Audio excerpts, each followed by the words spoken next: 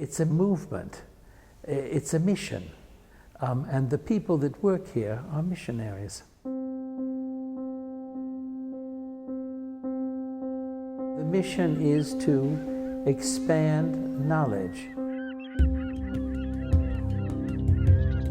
have people see more, correct some of the perceptions of the past.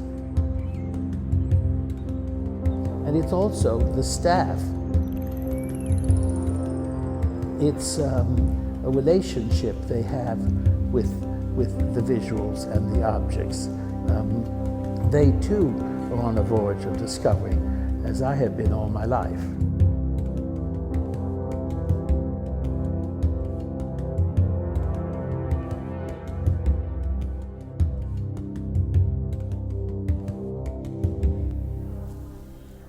Okay. It's amazingly living and amazingly visual, but it tells the story of the human condition using objects as the language. We shall never surrender, and if I do not for a moment believe this island or Pathé News was the first to film suffragettes when they were novelties back in 1913. 1945, I thought, was the end of the old world order. It was the beginning, the dawn of a new day. All my life, I've been fascinated by man-made objects. Nature I admire but avoid.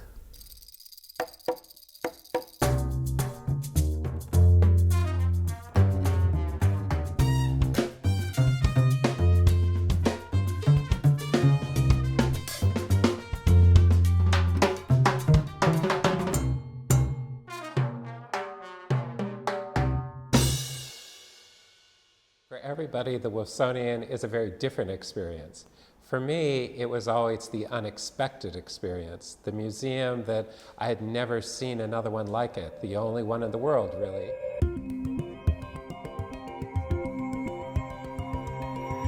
And every time I came back to it, there was something that I had no idea that I was going to see. So I was always surprised in a pleasant way. I was always curious, I think, after I left. It doesn't fit the definition of a museum as we know it. I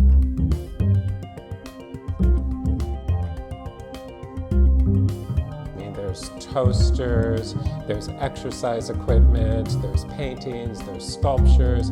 You know, most of this has been eliminated from museums, and so we're not used to seeing that all brought together into one institution. When you have about 180,000 things, we have a very broad collection. The Wolfsonian is part of Florida International University, and as I had mentioned, we are an educational institution, and we are part of an educational institution, and so everything that we do here is meant to be leading to the teaching of people.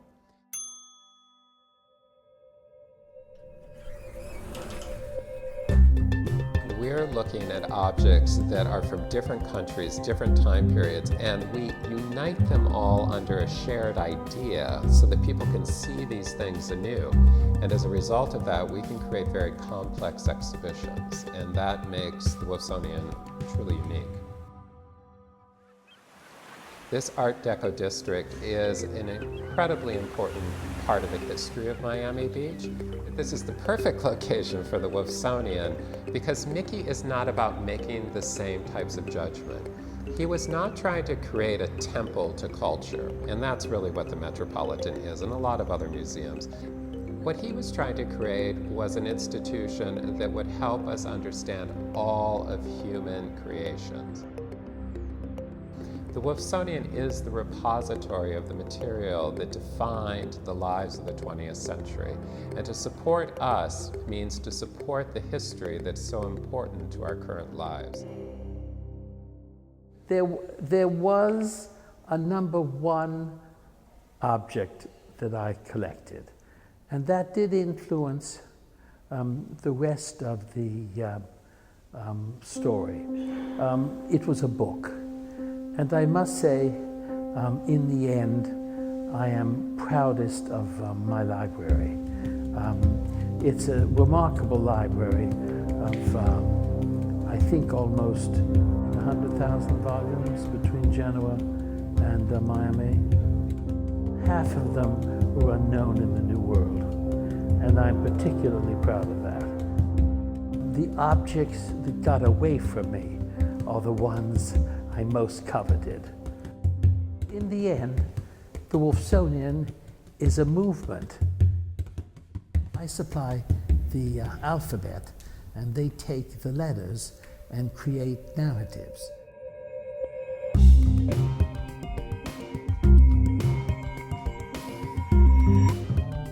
Well, the Wolfsonian is incredible. It's a piece of Miami Beach history. They know that art is about ideas translated into life. The collection of art that they have is amazing. It's a unique destination with artistic, historical value that they really didn't. It's something that generations to come are going to understand and appreciate.